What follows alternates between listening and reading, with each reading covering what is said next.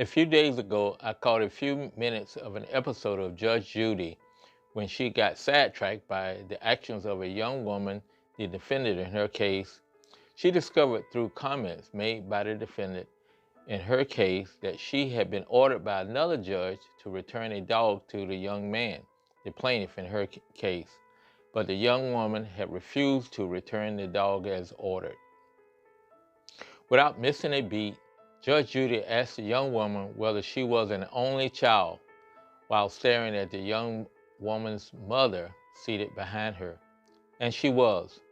I think we all can identify a spoiled child. You know, the child that has everything or wants everything to go their way.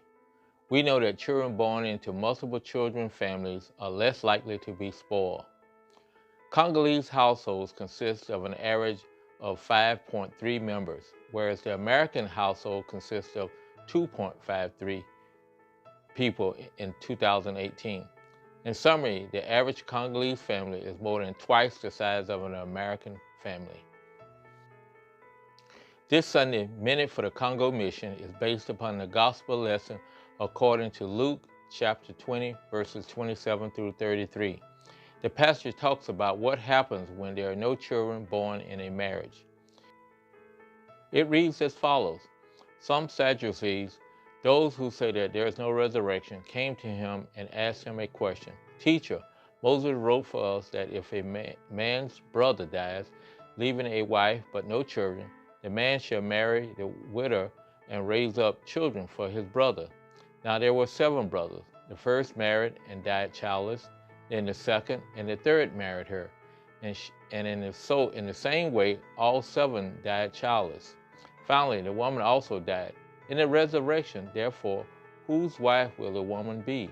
For the 7 had married her.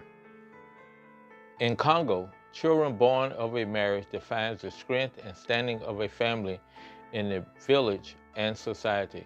As described in the scriptures, children born to a family were important in Moses' generation too.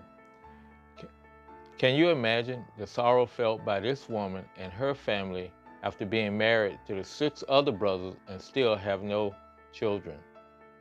On the other hand, I have seen how families are severely impacted by the death of a Congolese woman related to childbirth. This is referred to as maternal mortality. The maternal mortality ratio of the Democratic Republic of the Congo fell gradually from 915 deaths per 100,000 live births in 1998 to 473 deaths per 100,000 live births in 2017. The use of trained midwives and giving birth in health centers are the primary reason for this decrease in maternal mortality. Also, the distribution and use of insecticide-treated nets to prevent malaria is important. Finally, encouraging expectant mothers to participate in prenatal counseling help reduce the maternal mortality rate in the Congo.